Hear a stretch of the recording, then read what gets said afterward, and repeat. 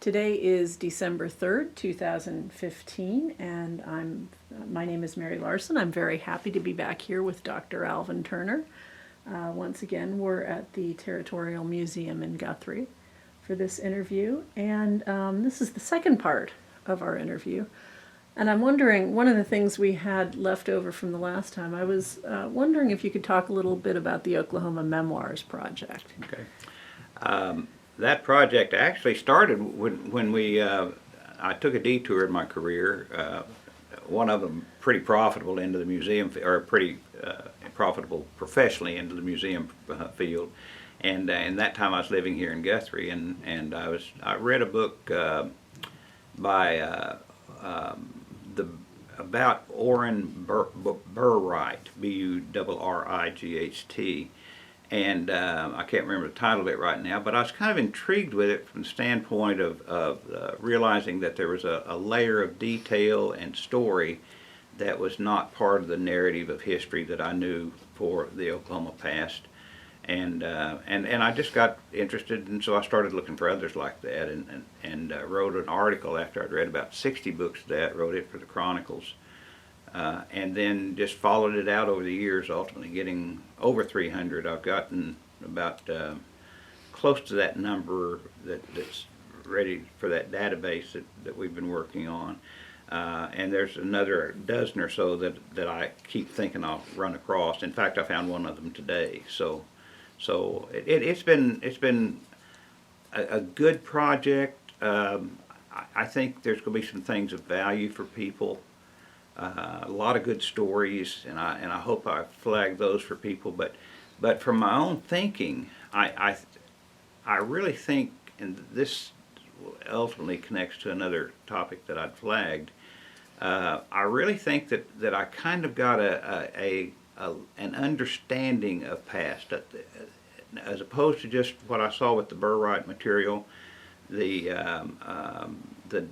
detail, that sort of stuff. But I think the collective there gave me that kind of view that you associate with the analysts who look at the flow of history over generations and at a particular place and time. And that concept fascinates me in their writing, but it's also one of the seminal ones in Walter Prescott Webb's writing, who's a great influence on my thinking. And so it's kind of all come together around that. And I'm not sure I can define what it is, but I think it's just kind of like a deep knowledge that the farmer has of his land. He knows where the water will run and where it won't run, and where, if he's got to cut, what the acre that he cuts out of it, and that sort of stuff. So. Mm-hmm. Where have you been in your search for sources, or actually where haven't you been?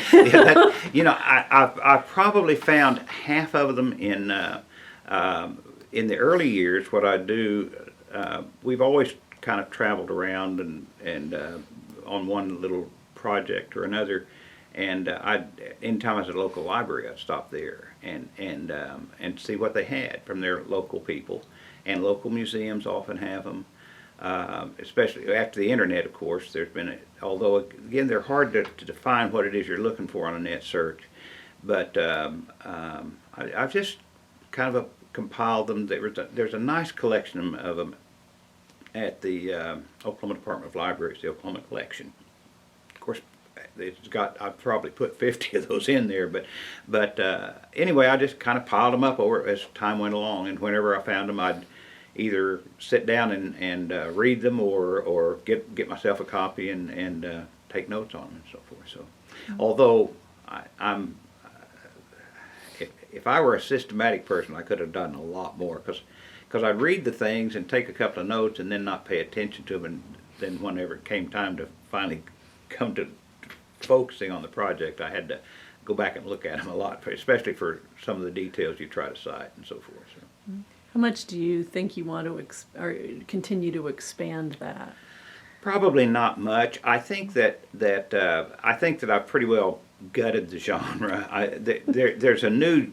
I would like to see what might come out of a new generation, though, because most of these were written by people who would be my mother's, my grandparents' age, and I'd like to see what my age people. I've read some of those, but I'd really like to see what's going to be written by the next generation, those people who come out of the the Oklahoma experience in the countercultural movement. If that, and I don't know that it will occur, because this may very well be a statement that is characteristic of a generation and of a place and time, rather than something that I compared them in my thinking to English working class memoirs, and so it was they're kind of, I don't even know if this is a word, but they're coming out of an aspirational culture and expectations, and I don't see quite that same thing operating in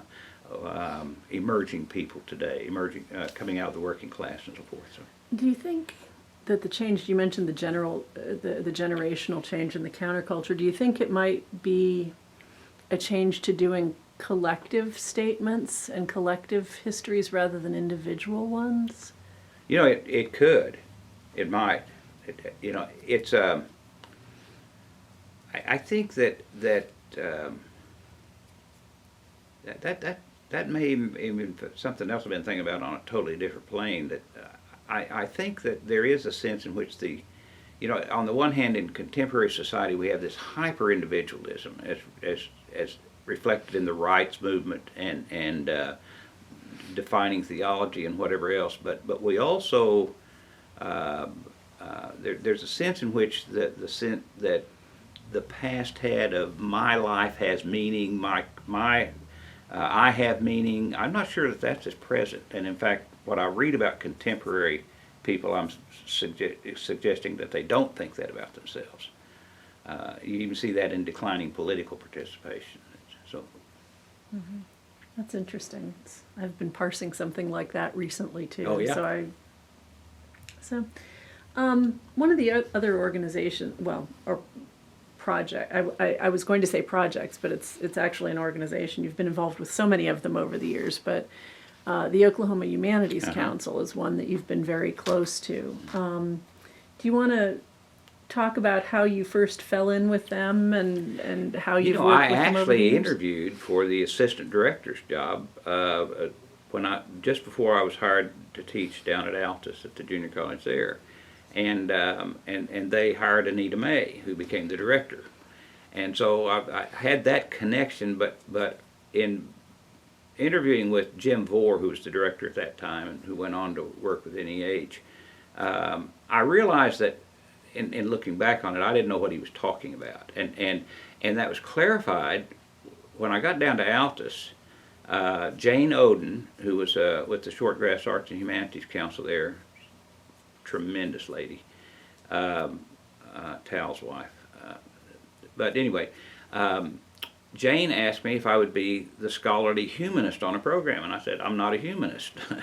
I saw that as an anti-Christian position, and she clarified that they wanted somebody in the humanities. I said, oh, okay, so that led to involvement in a number of programs through the Shortgrass Arts and Humanities Council, at which time the programs all had to be geared to a theme, which was citizen values and community decisions.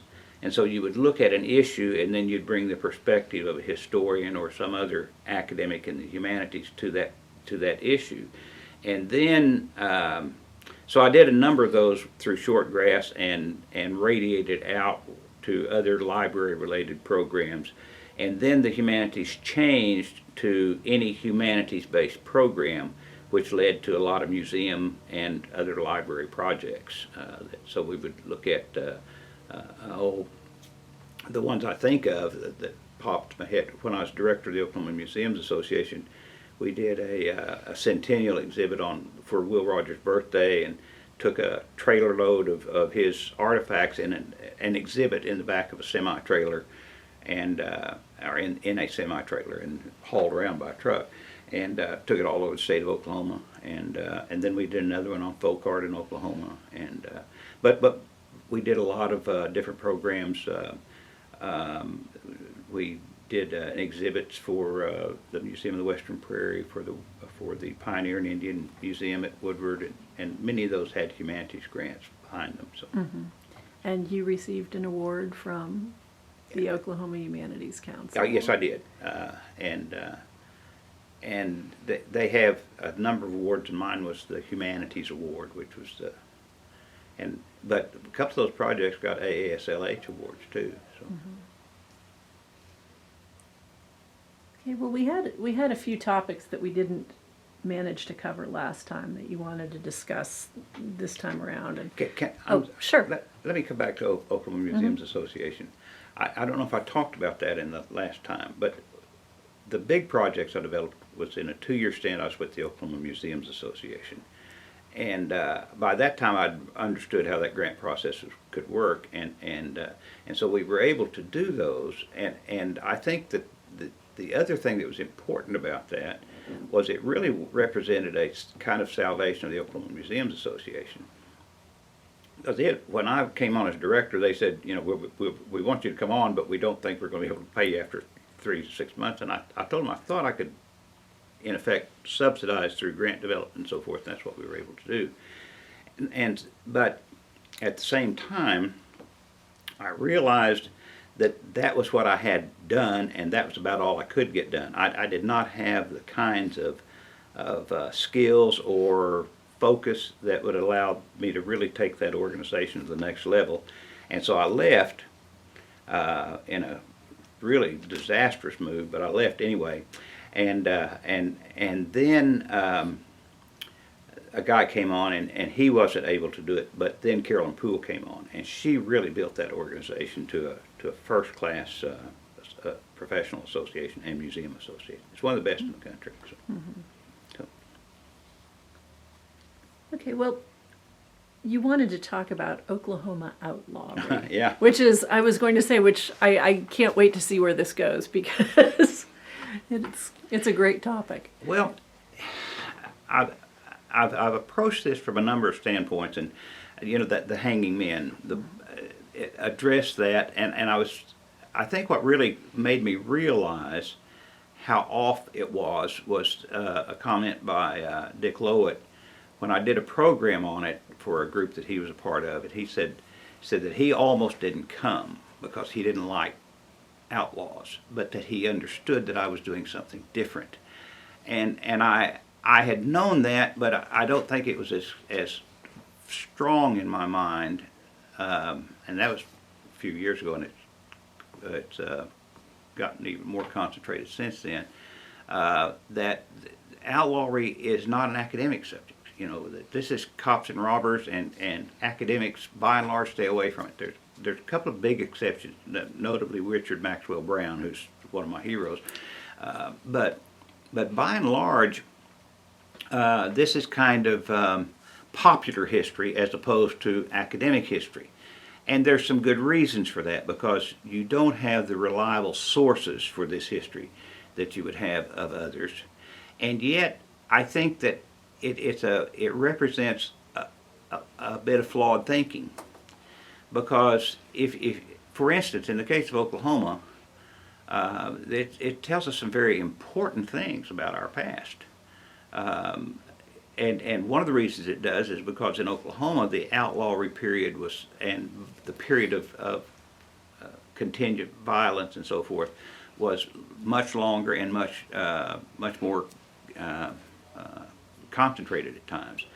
So, you know, whereas in let's say Montana or New Mexico or wherever else, you have their stories and the Earps in Tombstone. Well, you have a period there, and then it's over with, and it's a 10, 15-year period, something like that. In Oklahoma, it is a 50-year period, and I think that has to have had an effect upon the state. I can't help but connect that to everything from the Creek Orphan scandal to bootlegging, for instance, was into the modern era was a principal shaper of local politics in Oklahoma.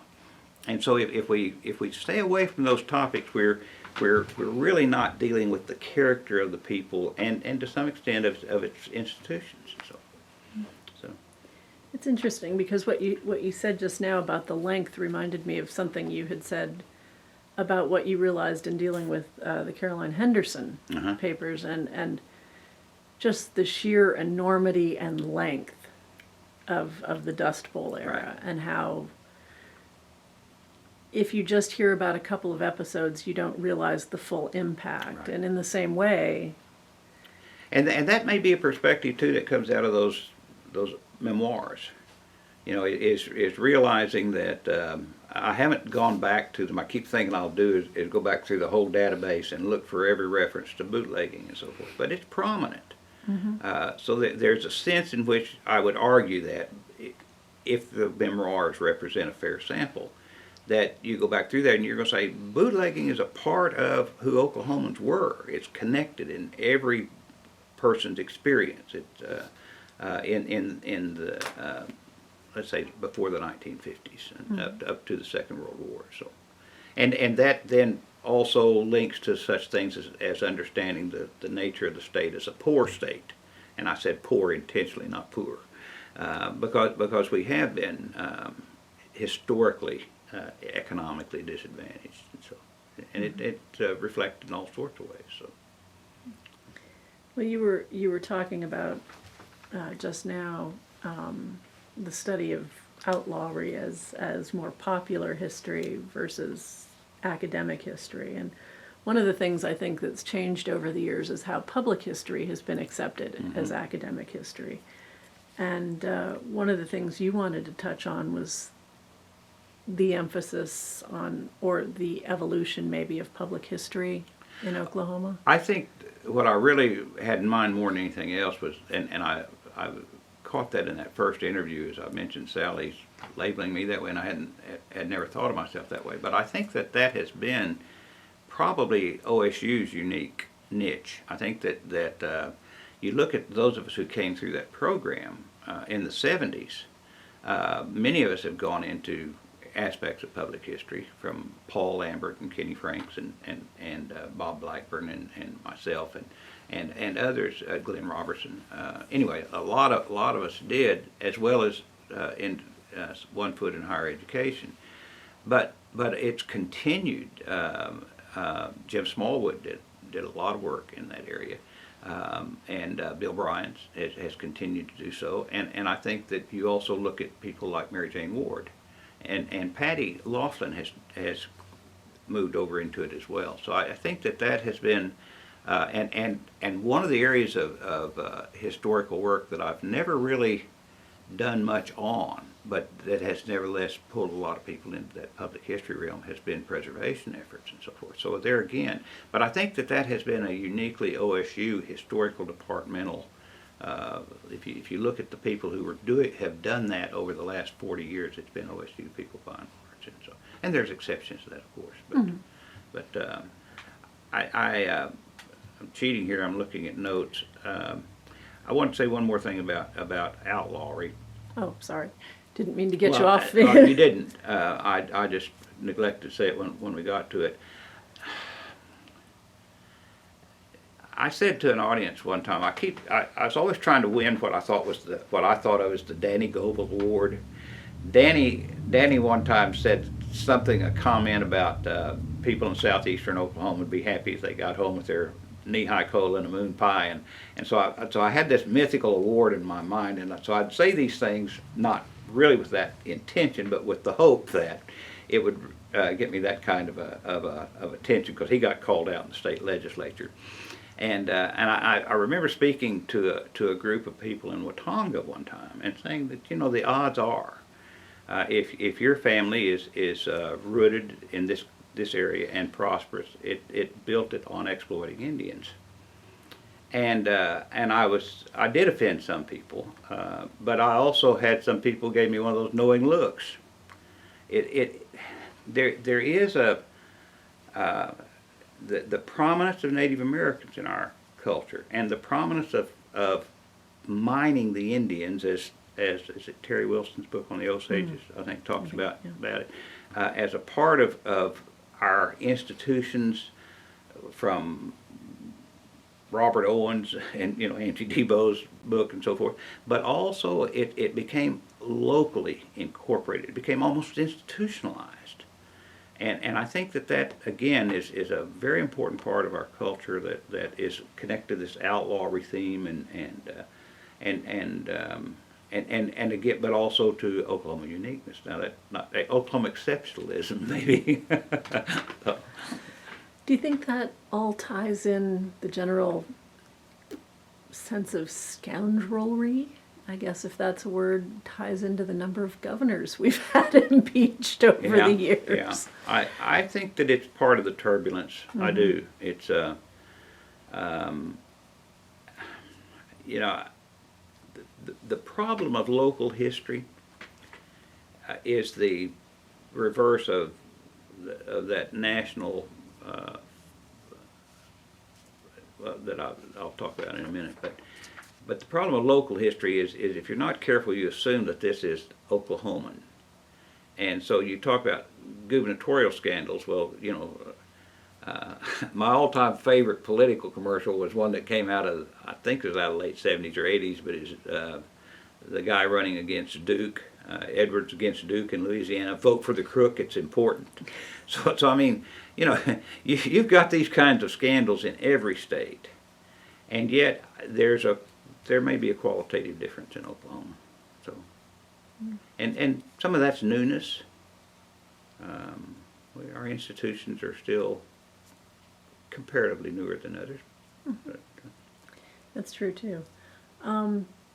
Well, this seems like a good time to touch on a topic that we actually hit a little bit in the first interview that we were going to come back to in more depth.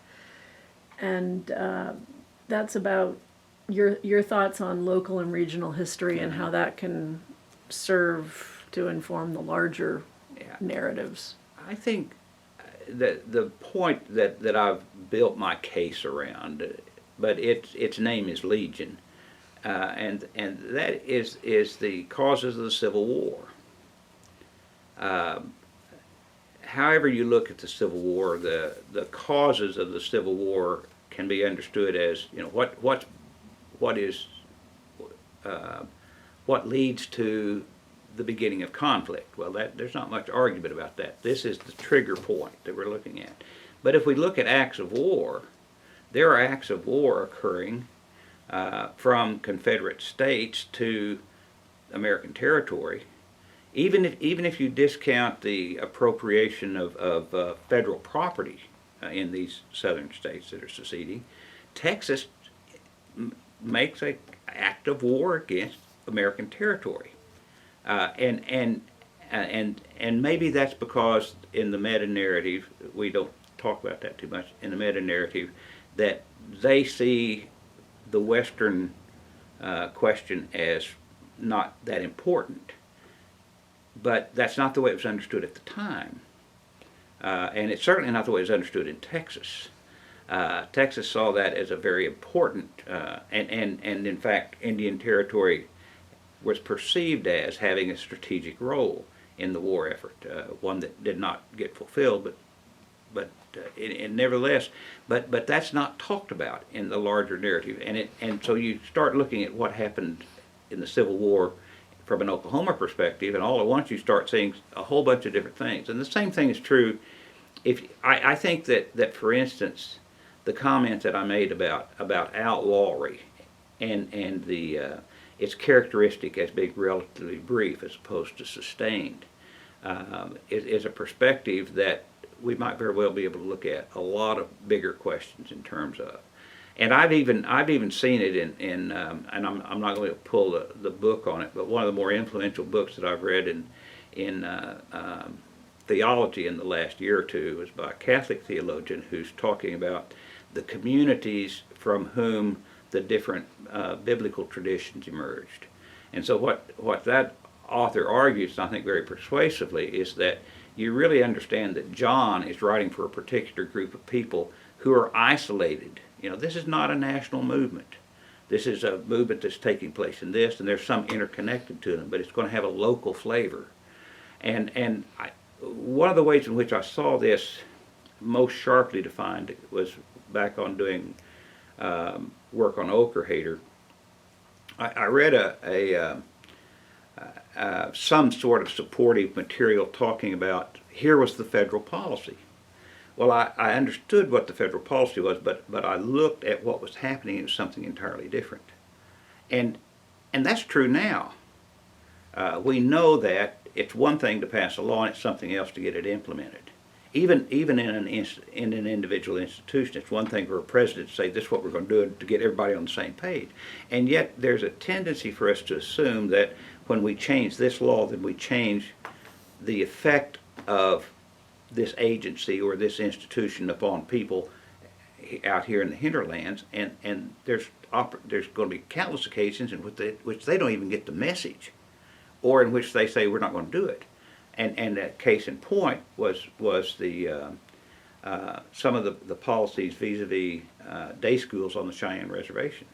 The local superintendent was opposed. It didn't matter what was being said where. He was opposed, and he was opposed because he was opposed to the particular people involved in this one day school and his own perception, and that was what keyed it.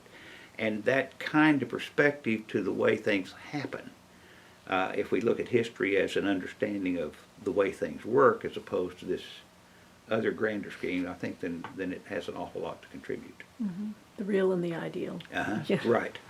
Mm-hmm.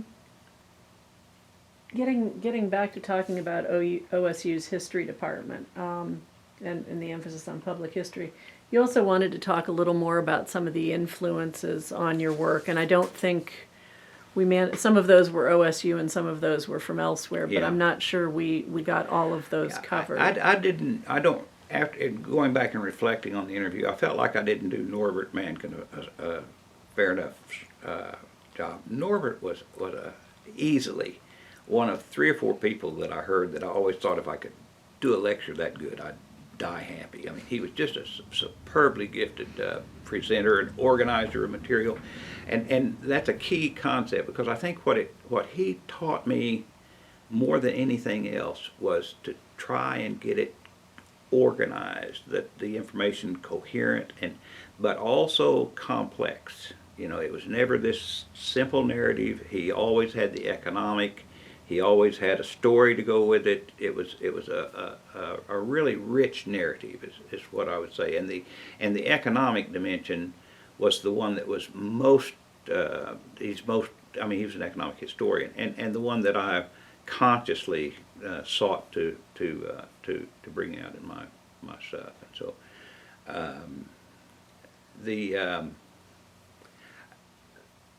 I think that's the other thing that I didn't mention is that I was greatly influenced, and I alluded to him a while ago, by great Walter Prescott Webb's material, but not just the obvious. The Great Plains would be the obvious, and the perspective of the changing cultural influence of the plains.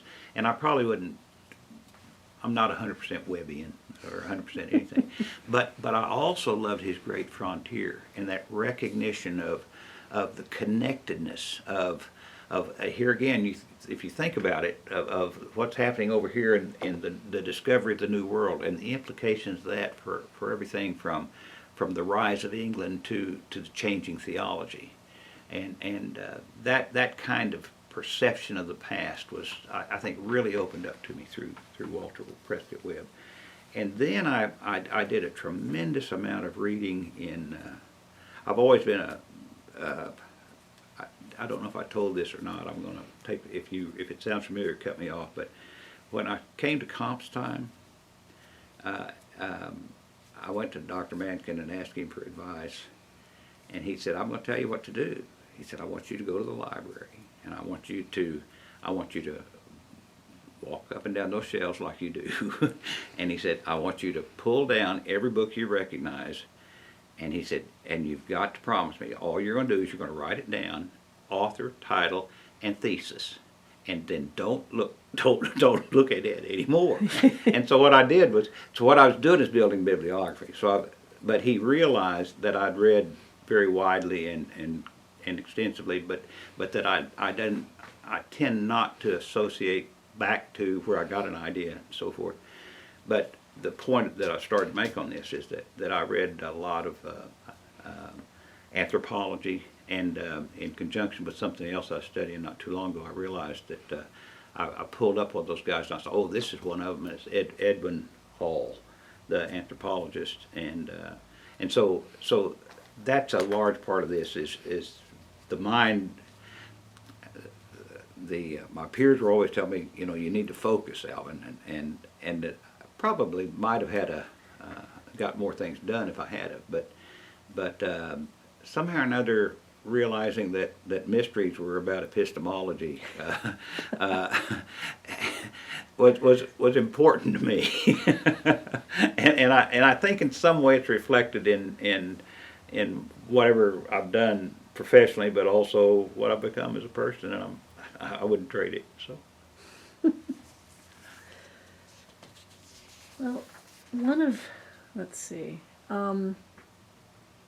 you had wanted to address a little bit emerging women historians in Oklahoma, and I didn't know if that was more about changing roles in the field or where they were coming out of programmatically, or I'm not.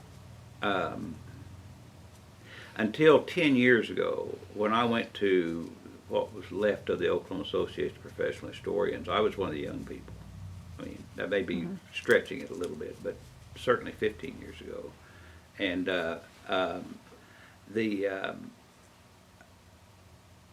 I really wondered who was going to come along, and then I began to be aware that the ones who were coming along, by and large, were all female.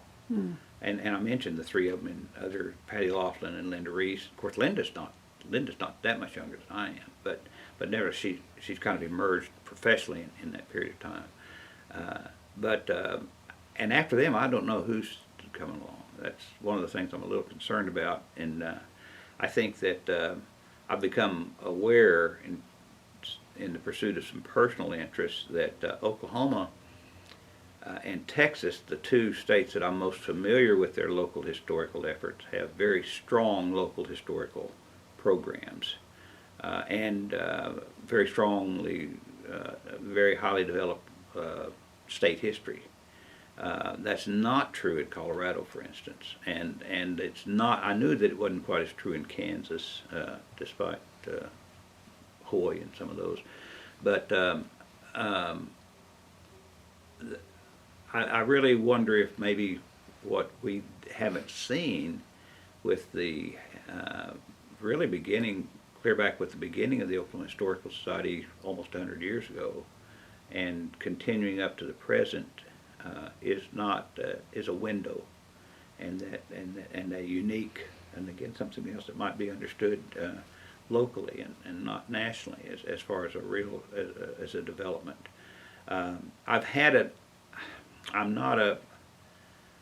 I'm more impressionistic than I am particular, but I've had a couple of senior historians. Marvin Croker, in fact, is the one who said something about it to me, is that he felt like that there's been a general decline in the scope and quality of historical writing in Oklahoma in the last 20 years.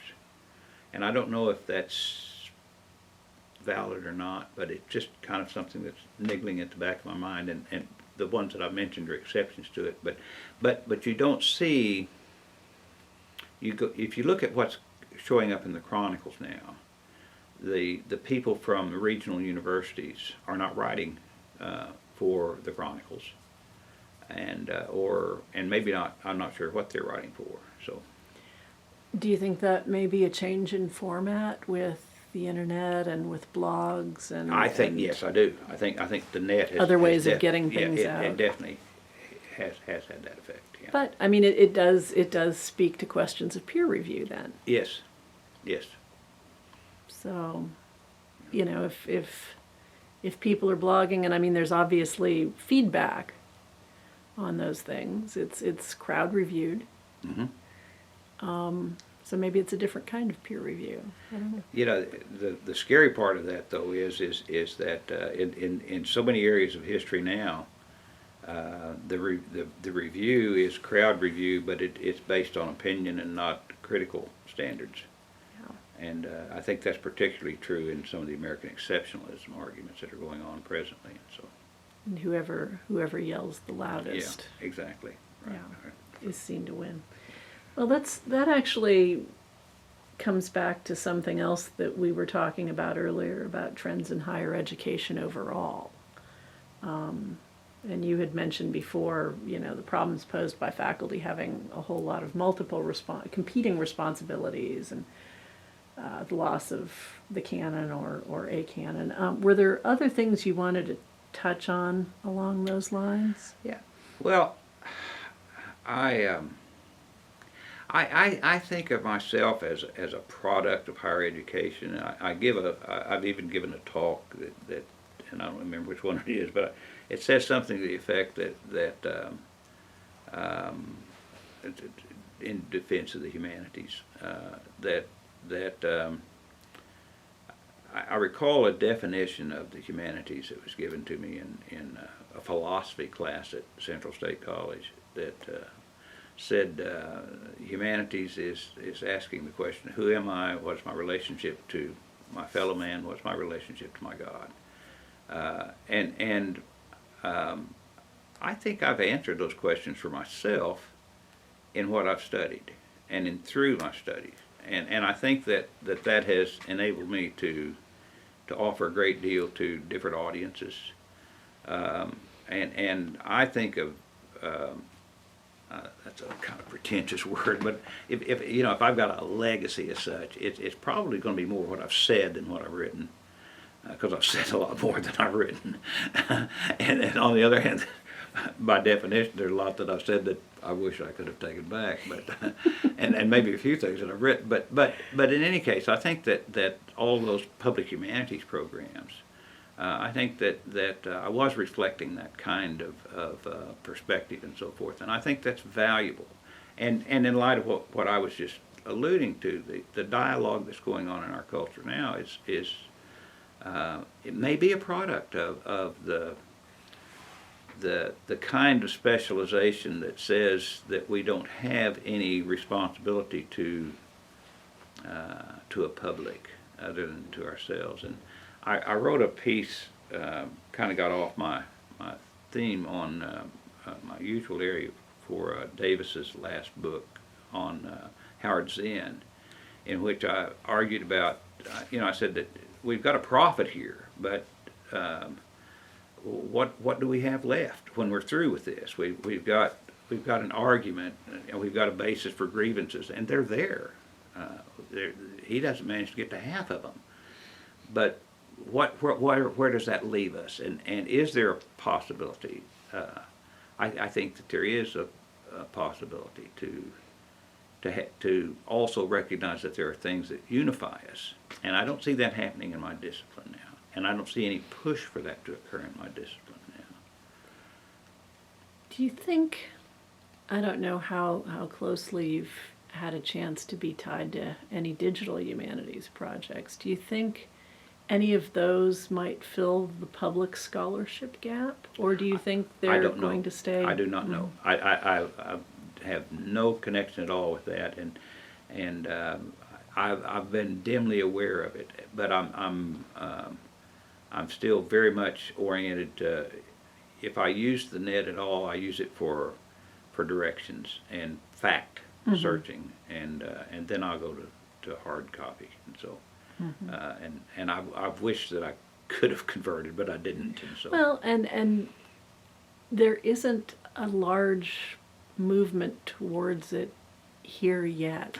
I mean, not that I've seen people are talking about it, but that's different from. But yeah, I guess I'm wondering where you think the input with public scholarship might come from in the future. Yeah. I wonder if there's not at least, there's an interesting development that showed up in today's newspaper that Congress, one of the first almost completely unanimous votes in forever, said, okay, we're backing out of trying to introduce national standards for public education.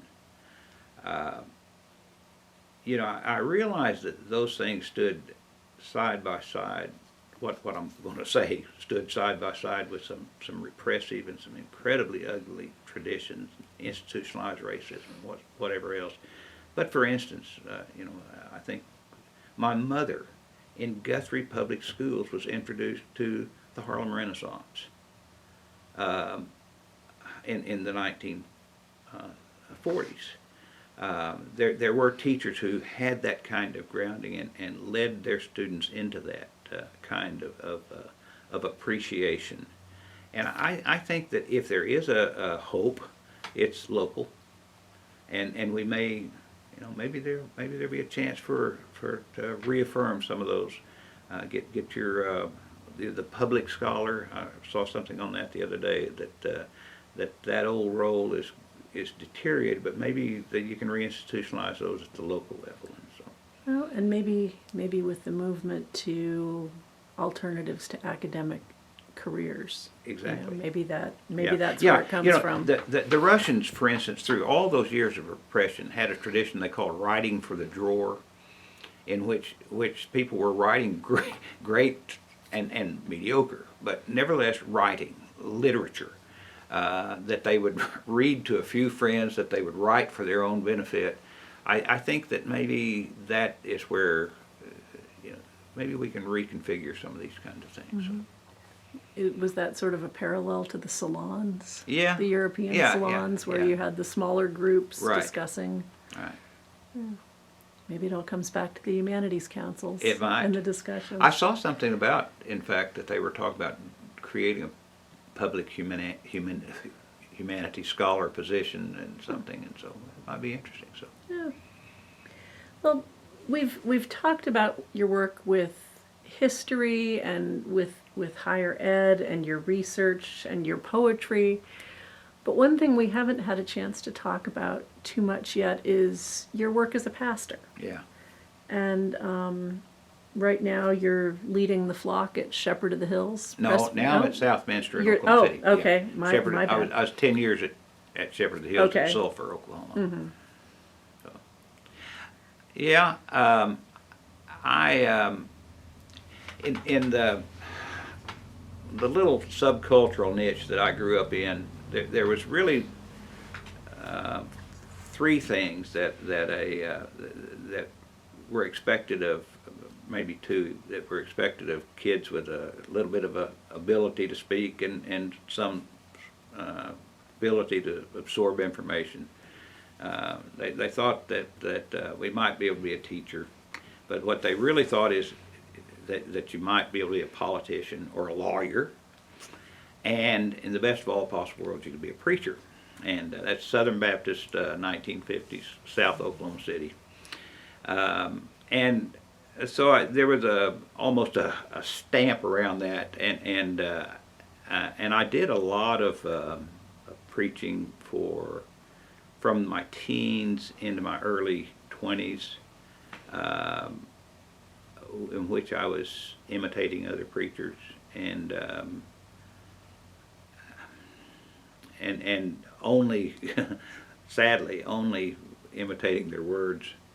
And then left it completely for about 3 or 4 years, and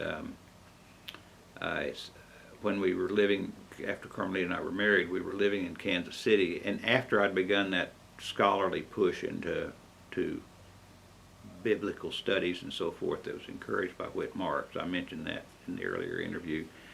I was in Kansas City, and we were in a little mission church, and I read something that I thought I'd like to speak to, and from that point onward, I'd found the kinds of orientation I wanted to, and so I preached regularly on occasion in what's called supply work from that point onward, and held a pastor of a little community church while I was in graduate school, and 2 years while I was in Altus, and but mostly supply work, and a couple of interim positions.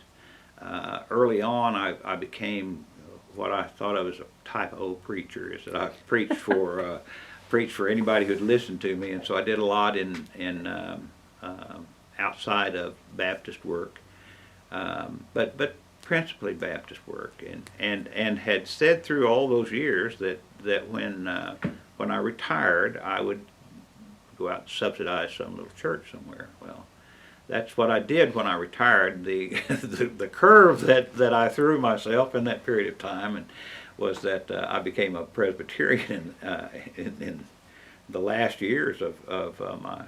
In fact, I became a Presbyterian in 2005, almost when I began at Shepherd Hills. And what had happened was I hired a guy at East Central to teach in human relations, who had been the pastor at Shepherd Hills Presbyterian Church, and he that meant that he couldn't be their pastor anymore, that he didn't need to be their pastor anymore.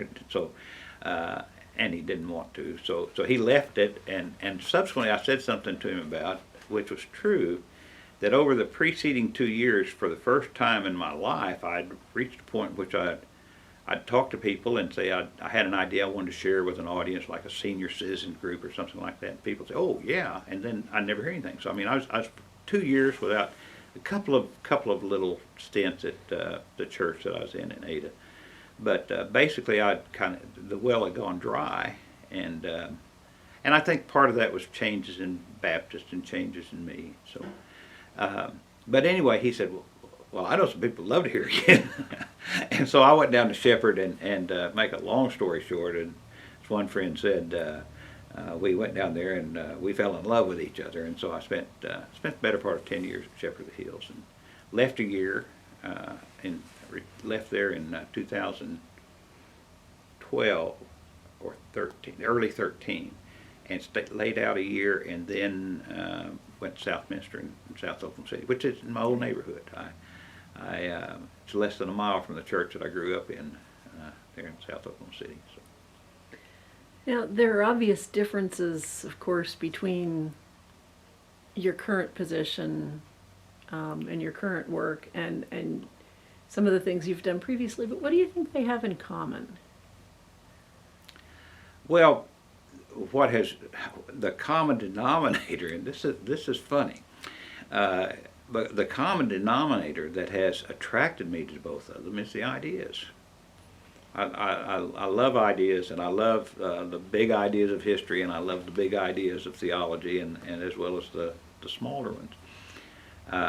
And an appreciation within those communities for the sharing or the presentation of those ideas. And so,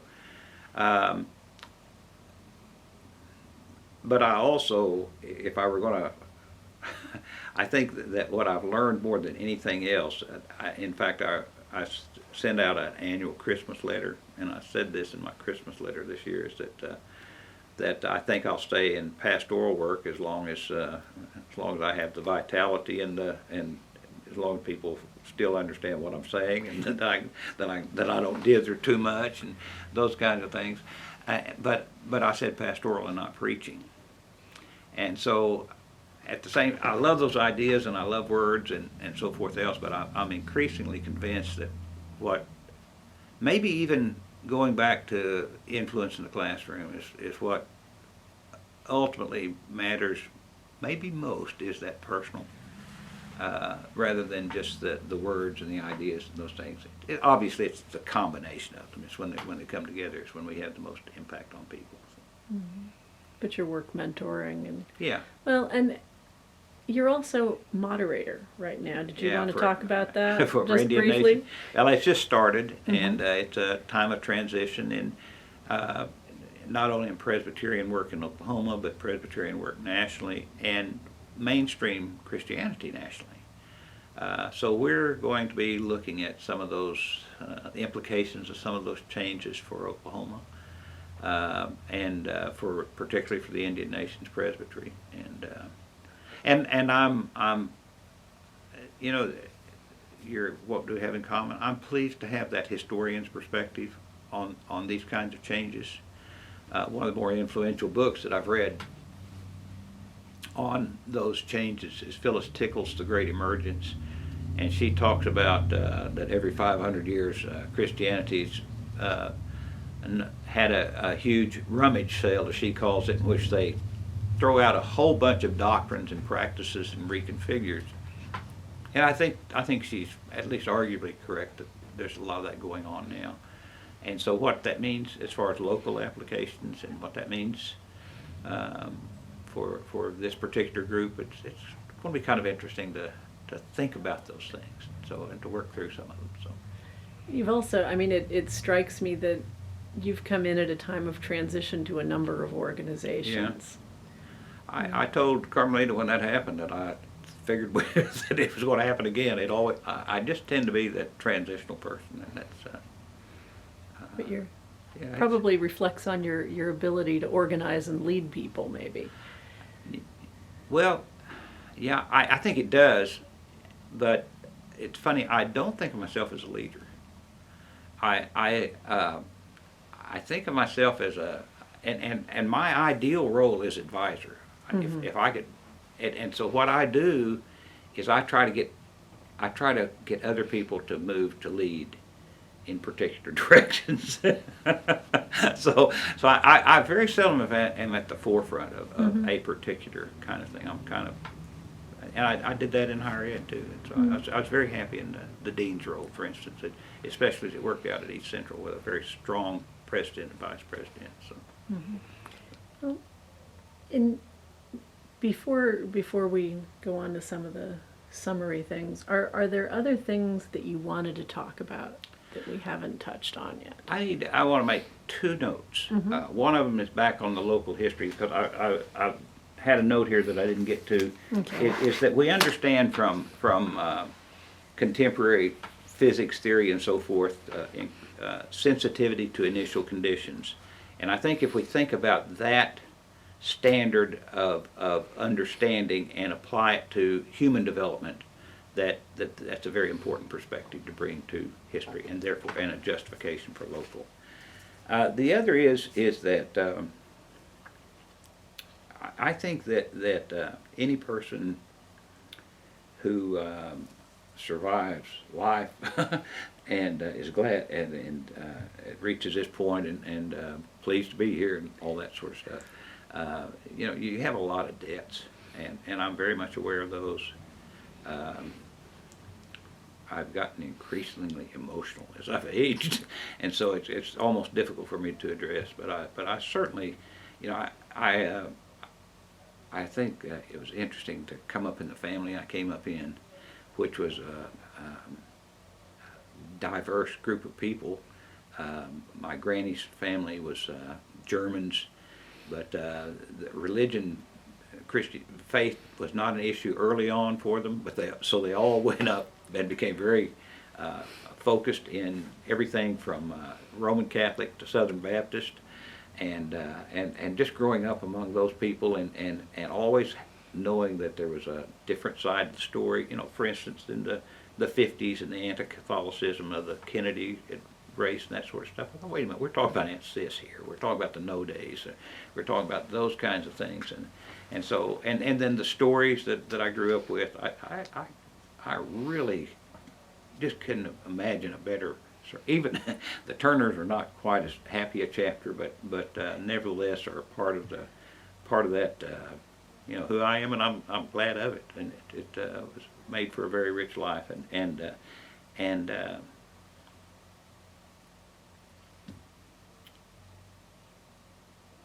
in what is today, the 3rd, 2 weeks exactly. Carmelita and I'll have our 50th anniversary. Congratulations. And I've got a poem about half composed that I will publish with the publicity about it.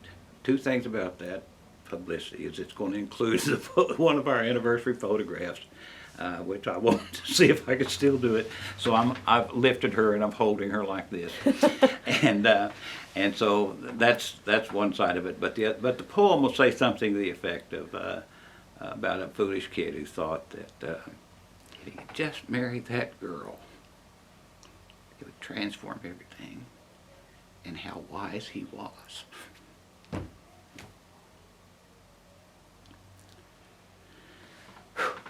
So, Oh, now you've got me going. Well, in terms of, I mean, we've talked about the whole range of your career, and I think family and everything. In terms of your career as an historian, how do you think you'd most like to be remembered? I think I would like to be remembered as an idea guy, Mm-hmm. as one who was interested in ideas, good ideas wherever they came from, and who was willing to talk to people. I still haven't turned down a speaking engagement that I could meet. And most of them I wind up subsidizing, but I just have been privileged to be able to do that. But it's also, I believe that's been part of, I earned a good living in higher education, and I'm still benefiting from that. And I think I have a debt there, so I'm willing to pay it. So, What about your life overall? I mean, you've got your career, and so much of your life has, I mean, so much of it's been very intertwined. yeah. And I think, you've parsed that a little bit, but Yeah, there's 30 years ago, I resented the fact that I was not in one of the universities, because at that time I was still in junior college, and I'd learned by that time that I wasn't going to be able to write my way out. Danny Gopel did, and he's about the only one who ever really did. Maybe Bill Corbett, but anyway, most of the time you get stuck in those kind of things, and I resented that. And I've always been a little bit worried about whether or not people fully appreciated me. So I've been defensive about those kinds of things, but in truth, I also know that for instance, the last 10 years I've been retired. I've had pastoral duties in that period of time, but that's not a full-time job. I haven't done much more writing than I did when I was in higher education, when I had a full-time job. Some of that's diminished energy, some of that's preoccupation with aging parents and parents-in-laws and so forth. But essentially, what it really points to is who I am as a person. I'm not one to sit down and kick out big projects. I define things, I think about things, and then I tend to do some little something here and then go on to something else. And that's who I am. So I think that even if I had hit that university path early on, that I don't think it would have made a whole lot of difference. I've always done the research that I did because I was interested in it, and I don't think I probably wouldn't have used research time wisely. so I just. yeah. I think to the benefit of all the rest of us in Oklahoma, though, you've taken those things you've thought about and you've spoken about them. Yeah, that's true. And I think in the end, you've reached a lot more people, perhaps, than folks who have written. I think that's possible. Yeah, because as I say with Hanging Men and so forth, that's gotten some very good reviews, but I don't think we sold 12 copies. So,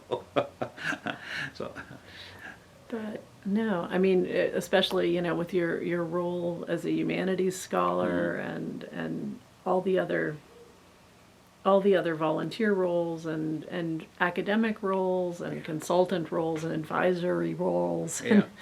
I mean, you've managed to impact a lot of people. Well, And I think educate and inform them and amuse them too, Oh, yeah. because I've never gone to a presentation of yours that wasn't fun. Yeah, well, good. So, was there? Well, we've had fun. We're still. I mentioned to you before while we were setting up. Carmelita and I are now tracking a stained glass artist through the Midwest, and we like those kind of projects. So, and I'm still hoping to someday finish that Greer County book. So. Okay, well, is there anything else you wanted to I can't mention? think what it'd be. Thank you. Okay, well, thank you so much. Yeah.